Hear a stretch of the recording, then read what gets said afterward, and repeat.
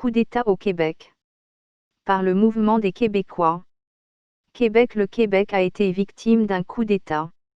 Ses institutions démocratiques ont cessé de fonctionner. Ceux que le peuple a désignés pour servir la patrie l'ont trahi. Cette trahison s'est échelonnée dans le temps tandis que les despotes qui ont pris le pouvoir chez nous insinuaient sournoisement leurs pions à tous les niveaux du pouvoir politique, des cartels financiers, de pseudo-organisations culturelles et sociales, infiltrant les médias, Internet, et toutes les strates de la société. Notre travail des derniers mois a consisté à documenter l'histoire et les tenants et les aboutissants de la dictature qui pèse maintenant sur nous pour nous permettre de nous en libérer. Vous trouverez dans le fichier ci-joint toutes les références utiles pour que vous puissiez refaire notre parcours. Notre dictateur s'appelle Paul Desmarais.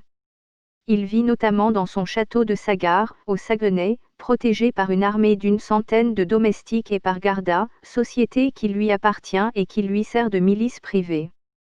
Quoiqu'il ait délégué la présidence de son empire financier et politique, Power Corporation, à ses fils André et Paul J.R., c'est toujours lui qui préside aux destinées du conglomérat et qui en projette les tentacules aux quatre coins du monde. Il a fabriqué tous les premiers ministres canadiens à partir de Pierre Elliott Trudeau, de Brian Mulroney, de Paul Martin, il contrôle Stephen Harper. Plus près de nous, il a créé Lucien Bouchard. Puis il a eu des rencontres secrètes avec Bernard Landry. Puis il a imposé Jean Charest, et enfin Pauline Marois, toutes pièces qu'il a avancées tour à tour sur son échiquier pour asseoir sa domination, éliminer ses adversaires, engranger davantage de pouvoir et de profit. Dans l'opposition, il peut compter sur Bob Rae et Thomas Mulcair à Ottawa et, au Québec, sur François Legault et Philippe Couillard, deux de ses marionnettes. À l'étranger, il a notamment créé l'ancien président de la France, Nicolas Sarkozy, actuellement recherché pour fraude par la police française et qui se terre à Morin-Height, dans les Laurentides, dans une des propriétés de Desmarais. Pour cet homme, la vie humaine n'a aucune importance. Il a planifié et organisé le détournement du programme de l'ONU, Pétrole contre nourriture, destiné à fournir alimentation et médicaments aux Irakiens victimes de la dictature de Saddam Hussein. Il a permis à celui-ci de s'enrichir de 2 milliards de dollars, le tout au bénéfice de la pétrolière Total qu'il contrôle qui, elle, a engrangé des dizaines de milliards dans cette fraude aux proportions inouïes. Pour réussir son coup, il n'a pas hésité à soudoyer les plus hauts fonctionnaires de l'Organisation des Nations Unies. On n'a jamais vu dans toute l'histoire un scandale financier d'une telle ampleur. Il a fait pression sur Jean Chrétien pour que le Canada n'entre pas en guerre en Irak, tant que Saddam était au pouvoir, il s'en mettait plein les poches. On dit que le chiffre d'affaires de Power Corporation atteint maintenant les 40 milliards de dollars annuellement, mais il y a tout à parier qu'il s'agit de données frauduleuses. Il est connu que Desmarais et son gagne possèdent des fortunes éparpillées aux quatre coins du monde dans des paradis fiscaux. Il a la mainmise sur la plupart des médias québécois. Le groupe GESCA, filiale de Power, contrôle la presse, Le Soleil, et 7 autres quotidiens du Québec en plus de nombre d'hebdos régionaux. Et par le biais d'une entente secrète intervenue avec Radio-Canada, il a assis sa domination sur l'information diffusée par la société d'État au public québécois. Les journalistes de Radio-Canada n'ayant pas le droit d'exprimer d'opinion, ce sont maintenant ceux de GESCA, les André Pratt et consorts, qui déversent en toute liberté la propagande desmaraisienne dans les studios de Radio-Canada.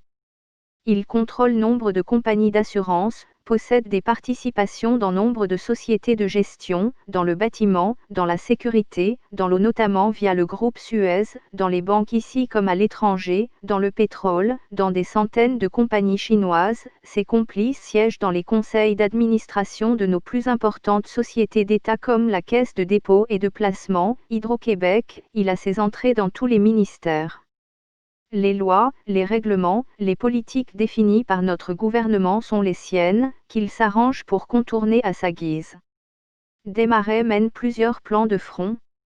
Il force à la construction de barrages hydroélectriques inutiles qui amènent Hydro-Québec, dont il contrôle les principaux acteurs, à vendre à perte l'électricité produite aux Américains.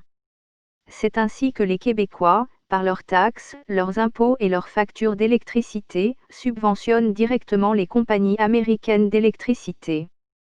Gageons qu'en affaiblissant ainsi Hydro, il s'apprête à privatiser cette société d'État.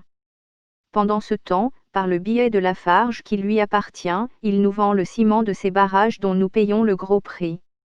Via EDF, Énergie de France, qu'il manipule également, il est en train de construire un gigantesque parc d'éoliennes dans les montagnes non loin de chez lui dont Hydro-Québec achètera le courant au double du prix coûtant pour la revendre encore une fois à perte aux Américains. Il nous vendra notre vent. Présent dans le pétrole, notamment sur Anticosti mais aussi partout via Total, et on retrouve du pétrole dans tout de nos jours, Desmarais est aussi en train d'asseoir sa mainmise sur notre eau. Il s'est servi pour cela de politiciens qui ont fait adopter des lois facilitant la pollution et la destruction de nos cours d'eau, dictant la ligne à conduire à des firmes d'ingénierie telles BPR. Celle-ci, par exemple, s'est chargée de relayer ses ordres quant à la réduction des bandes riveraines des cours d'eau à des fins de protection. S'ensuivit à leur proximité un large épandage, à la grandeur du Québec, tout à côté de tous nos cours d'eau ou carrément dedans, aucune protection n'existant plus pour les ruisseaux de 2 mètres par 2 mètres, ceux qui sont à la base de tout. Ces épandages intensifs de lisiers de porc, de fertilisants, de phosphates s'étendit pendant plusieurs années à la grandeur du Québec, directement dans nos rivières, nos lacs, nos sources d'eau potable. BPR et d'autres engrangèrent des milliards dans la construction d'usines de dépollution ou de filtration et de traitement des eaux. Nous avons payé pour ça, nous avons été victimes de ça, les coupables directs sont Desmarais, Bernard Landry, André Boisclair, ministre de l'Environnement sous Landry, Pauline Marois, on y reviendra à celle-là, Pellerin, le président de l'UPA de l'époque, Paul Lafleur, président de BPR reconnu mondialement pour son haut degré de corruption. D'autres noms s'ajouteront, d'autres détails suivront. Il manquait à notre despote d'utiliser la violence contre notre peuple. Il avait longtemps soutenu des tyrans sanguinaires, ne dédaignait jamais de chasser le faisan à sa gare avec quelques dictateurs, on y abat jusqu'à 800 faisans en un jour de chasse, mais il n'avait exercé sa violence contre nous-mêmes. Qu'à cela ne tienne. Il ordonna à l'hiver 2012 à Jean Charest de violenter la jeunesse en annonçant la hausse des frais de scolarité. C'était une claire provocation, il voulait pratiquer ses milices. Tandis que des milliards étaient divertis dans la corruption, lui, il réclamait des centaines de millions aux étudiants.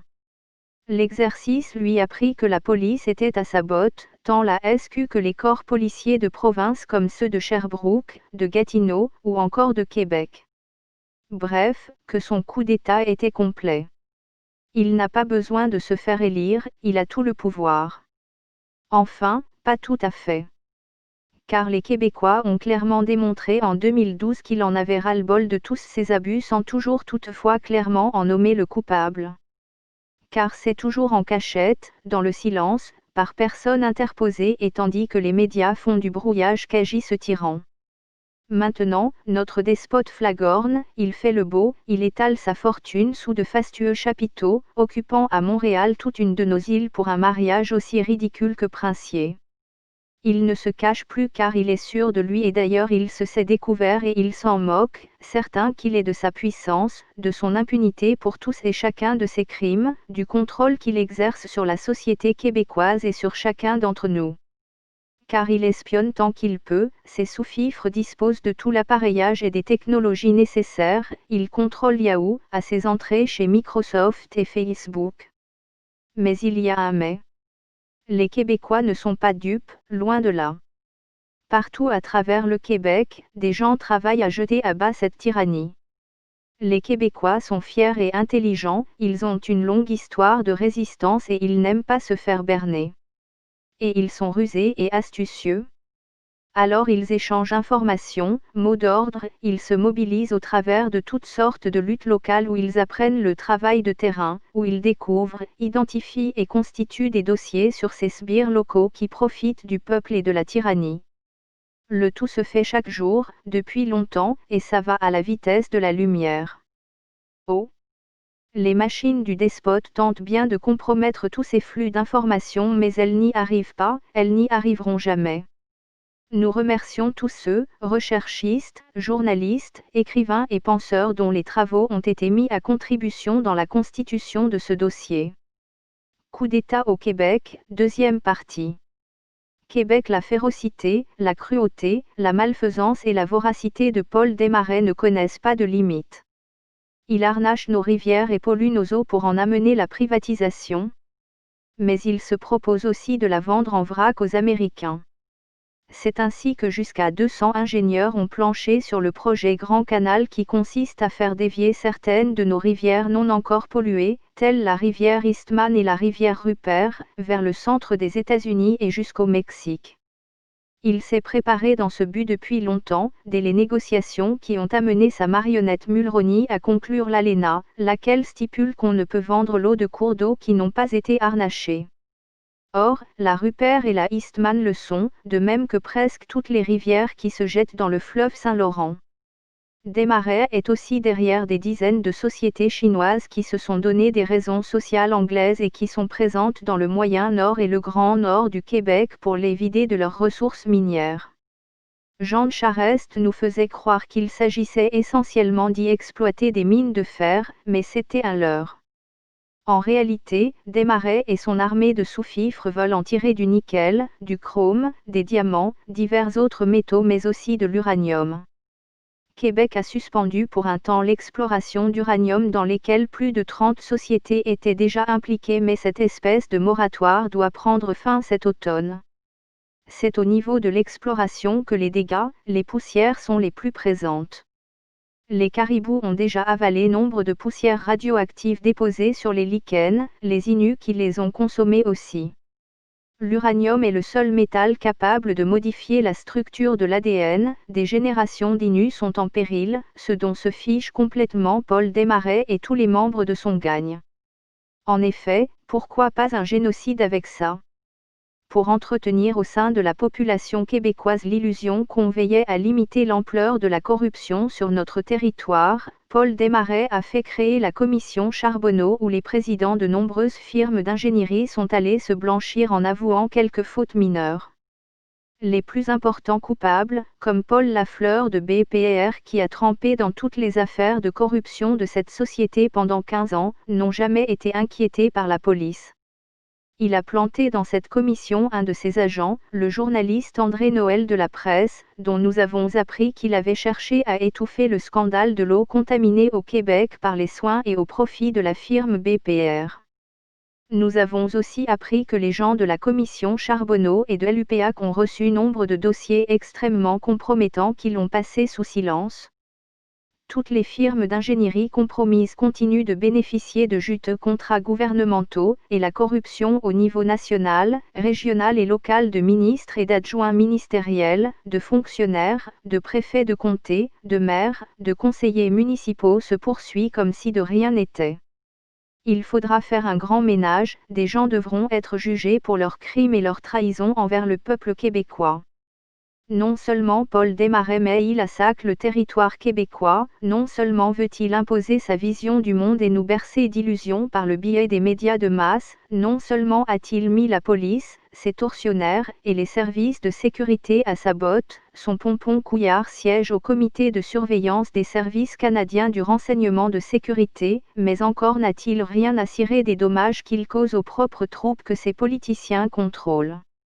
Nos soldats que ces sbires gouvernementaux expédient aux quatre coins du monde en reviennent gravement malades, contaminés par l'usage de munitions à l'uranium appauvri, résidus dont le Canada se débarrasse en les expédiant aux États-Unis qui distribuent ces munitions parmi les pays de l'OTAN et leurs alliés. Ces États ont la mission de les balancer sur différents théâtres d'opérations tels la Bosnie, le Kosovo, la Serbie, l'Irak, la Libye, le Sud-Liban et bientôt la Syrie, contaminant des pays pour des dizaines de milliers d'années, des populations entières, les soldats qui y opèrent et nos marins qui ont tiré de leurs navires, dans le golfe Persique, ces munitions délétères. Un hôpital militaire a vu le jour à Halifax pour les traiter mais il y a bien peu qu'on puisse faire pour ces hommes et ces femmes impuissantes et, rongés par les radiations, chez qui le taux de suicide est proprement affolant. Voilà un des résultats des actions de Paul Desmarais, qui reçoit chez lui, à sa gare, les Bush et compagnie, planifiant tous ensemble leur conquête du monde. Desmarais veut établir un nouvel ordre mondial qui lui profiterait encore davantage et c'est à Lucien Bouchard qu'il a d'abord confié la tâche de l'annoncer. Lors d'une allocution prononcée le 22 octobre 1999 à la Conférence mondiale des villes-régions, à Los Angeles, et intitulée Québec dans le nouvel ordre mondial, Bouchard a en effet déclaré « Définissons d'abord le sujet. Les villes-régions mondiales sont des zones métropolitaines dont l'activité économique et les questions politiques locales sont intimement liées à l'ordre mondial. » L'essentiel de son discours était lâché, le reste de son allocution fut de la bouillie pour les chats. Depuis ce temps se tient chaque année à Montréal le Forum économique international des Amériques où l'on complote l'instauration de ce fameux nouvel ordre mondial dont nous ressentons les effets par un appauvrissement général, le pillage de nos ressources naturelles, les restrictions à nos libertés, l'invasion de nos vies privées, la détérioration de nos conditions de travail, la précarisation des emplois, les atteintes à notre santé, l'espionnage généralisé et la pollution de notre territoire, de notre sang et de nos cerveaux par l'épandage aérien quotidien de divers produits toxiques et autres agents de renseignement créés dans le cadre du programme SmartDus de la NASA. Tiens, voilà un petit drone. Année après année se tiendront par la suite, à Montréal, sous l'égide de Power Corporation, le Forum international économique des Amériques. Jean Charest déclare en 2009 que cette année en sera une charnière dans l'histoire du Québec. Intitulée Adapting to a New World, la conférence de 2009 est comme d'habitude chapeautée par Power Corporation. Ses principaux commanditaires en sont l'Autorité des marchés financiers, Génome Québec, la Banque royale du Canada et Rio Tinto Alcan. Au second rang, on retrouve GDG Suez, propriété de Desmarais, EDC, la Société Générale de Financement. On retiendra que Henri-Paul Rousseau venait tout juste d'en quitter la présidence après nous avoir fait perdre 40 milliards, pour aller siéger au conseil d'administration de Power, BDC, Hydro-Québec, Frasé Milne Casgrain et Associés, et Investissement Québec qui sert les intérêts de la bande à Desmarais partout où cette société d'État le peut. Comme commanditaires associés figurent Deloitte, Samson, Belair, Deloitte et Touche, le gouvernement de l'Ontario, Bombardier, SNC-Lavalin, le Centre de recherche en développement international, Tourisme Montréal et la Commission de santé et de sécurité au travail. Parmi les autres commanditaires se retrouvent Anime, Agence nationale et internationale du Manitoba, HC Montréal et le Centre de la francophonie des Amériques. Autant de groupes écrans ou des institutions la vocation ont été réorientés au service de cette bibite.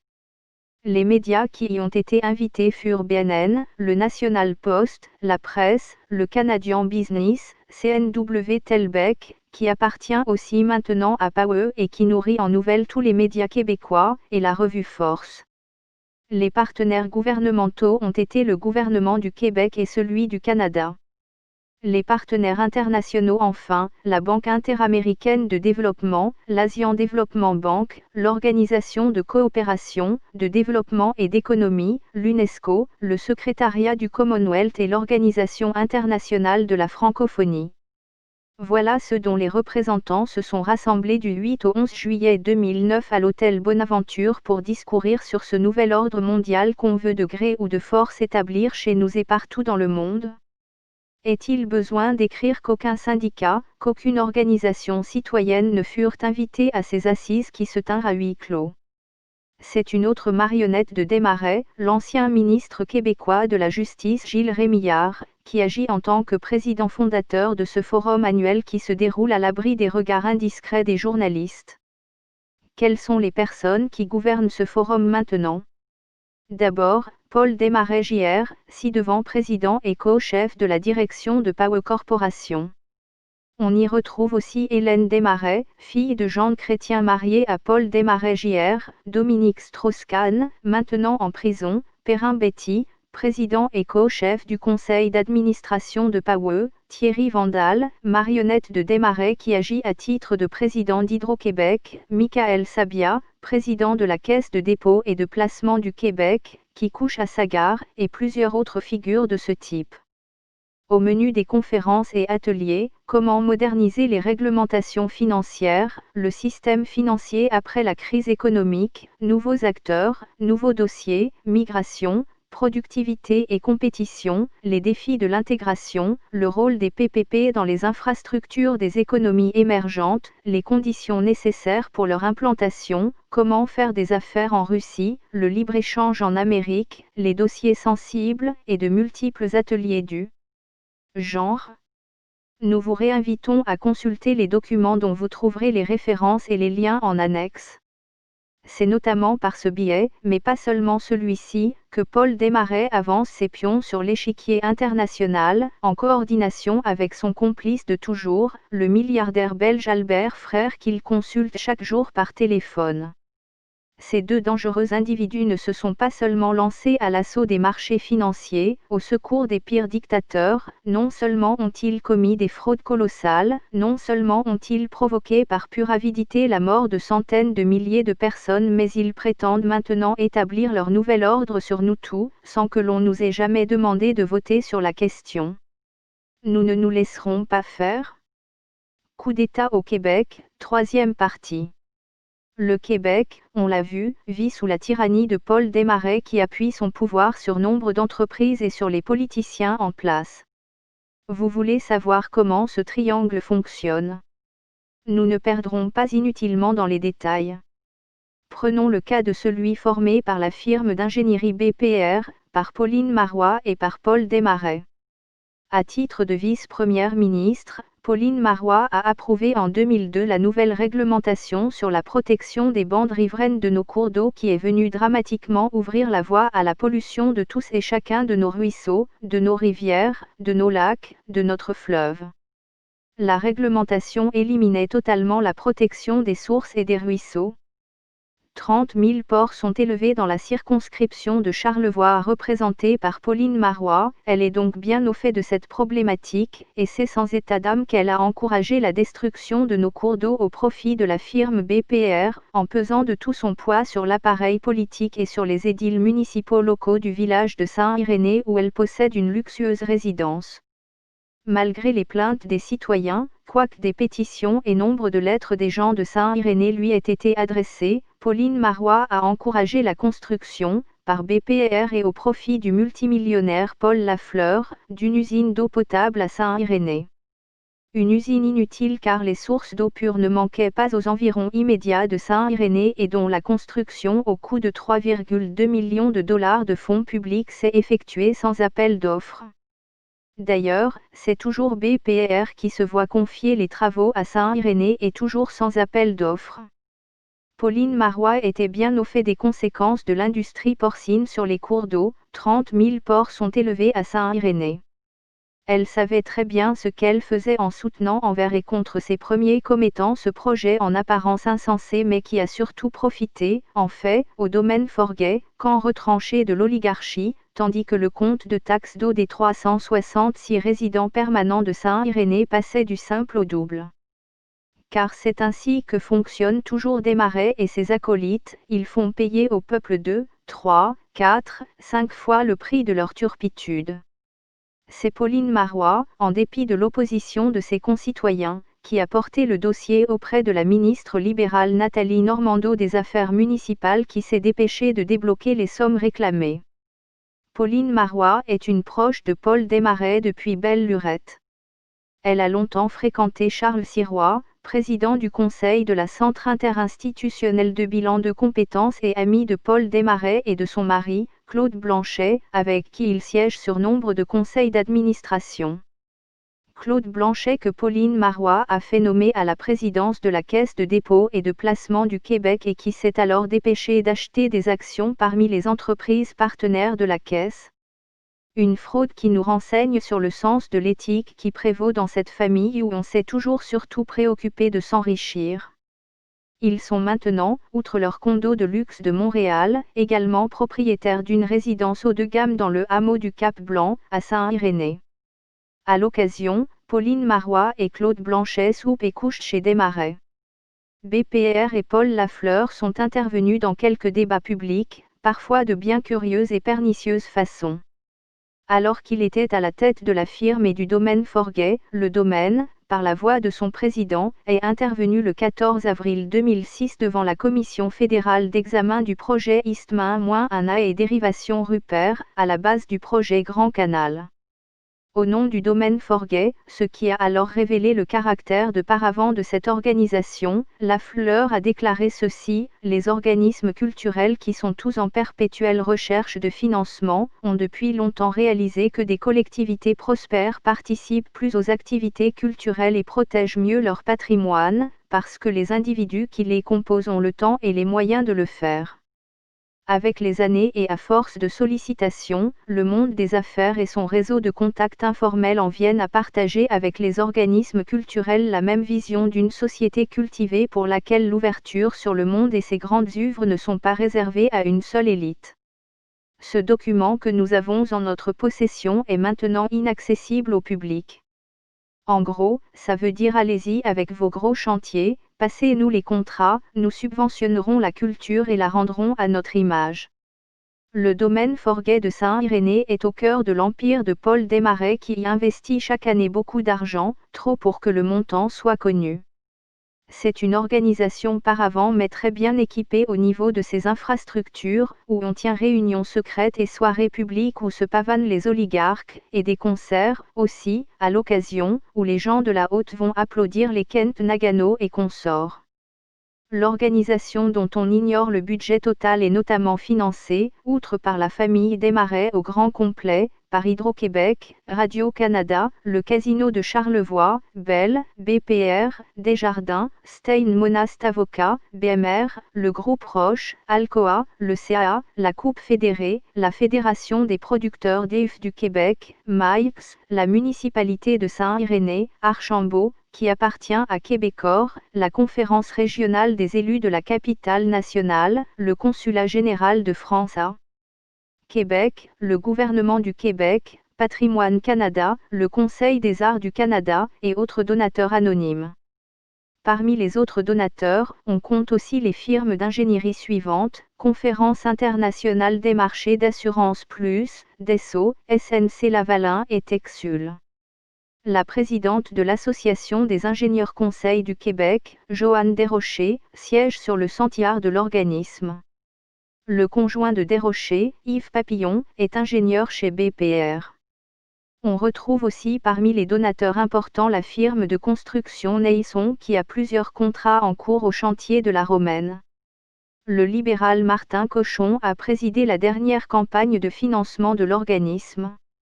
Les autres organisations culturelles présentes dans Charlevoix se plaignent, pendant ce temps, de leur sous-financement. Au lieu de corruption, le domaine Forguet a récemment été le théâtre d'une mauvaise plaisanterie qui serait loufoque si elle n'était résolument de mauvais goût. Le 15 juin dernier, Pauline Marois y a inauguré une nouvelle résidence pour étudiants dans laquelle le ministère de la Culture du Québec a investi 2,4 millions de dollars, Ottawa versant 1,2 million, pour un total donc de 3,8 millions de dollars. La résidence compte 30 chambres, bien ordinaires. Si on calcule bien, chaque chambre a coûté plus de 125 000 dollars, le prix d'une maison dans cette région. Et savez-vous comment Pauline Marois a baptisé la résidence? Vous avez deviné? Et oui, la résidence Paul Lafleur, lequel a déclaré accepter cet honneur avec humilité. Aucun quotidien non plus qu'aucun communiqué du bureau de Pauline Marois n'a voulu préciser le nom dont on avait affublé la résidence. Lafleur devrait être en prison depuis longtemps, et voilà qu'on lui déroule encore et encore le tapis rouge.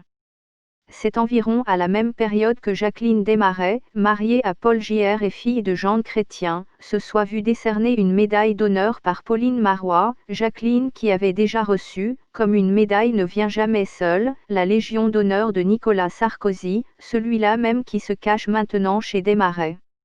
Desmarais reçoit son monde grâce à un aéroport que lui a fait aménager Jean Chrétien en haut de Saint-Irénée. C'est là que débarquent loin de tout douanier ou agent d'immigration les émirs et autres potentats qui débarquent sur convocation pour le rencontrer. Le tout se passe en catimini, les légers allument eux-mêmes les feux de la piste d'atterrissage quelques secondes avant de se poser puis éteignent les lumières dès que la manœuvre a été complétée. Partout où elle passe, Pauline Marois ouvre ainsi grandes les portes de notre territoire à BPR et aux autres. Au lac Saint-Jean, Marois, appuyé par Bernard Généreux, ancien président de l'Union municipalité du Québec, candidat péquiste défait dans Blainville et maintenant président de la MRC du domaine du Roi, a lancé pour BPR le projet de harnachement hydroélectrique de la rivière Ouiattchouan, à Val-Jalbert.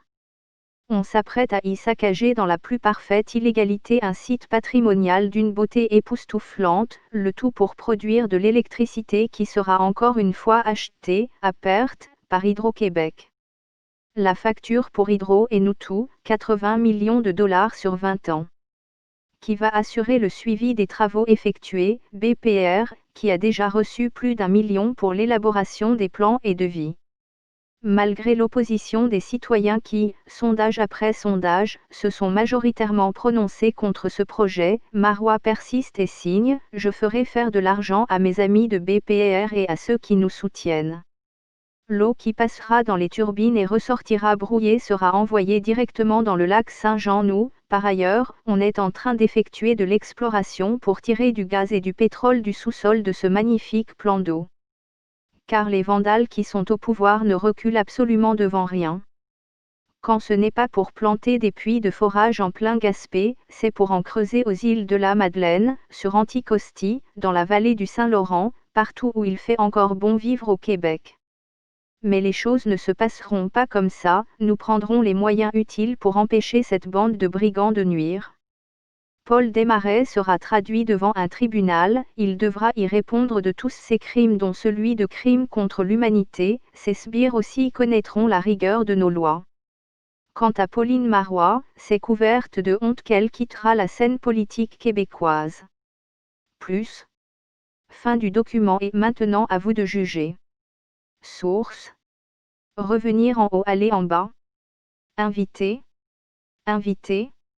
Message sujet, coup d'État au Québec dim 15 sept 2013 12h41.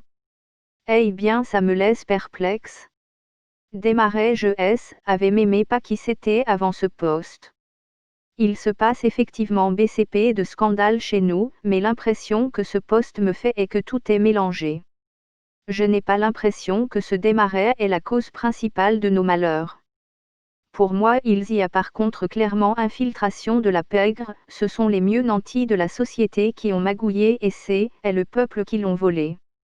Notre gouvernement est mafiosé tranquillement ici BCP et de choses se dévoilent au grand jour. Par contre je suis pas sûr à 100% des affirmations si au DSL.